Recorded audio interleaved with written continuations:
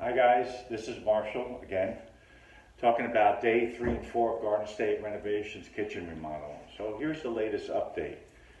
The electrician finished his rough wiring, and we also started on updating the plumbing pipes and drain. On the walls and ceilings, we insulated with proper R values in order to have the maximum insulation for the kitchen.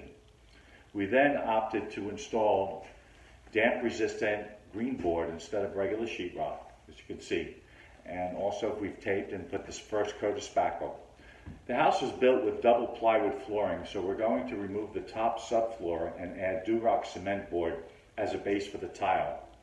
So that's it for today, and tune in tomorrow for the next phase of Garden State Renovation kitchen remodel.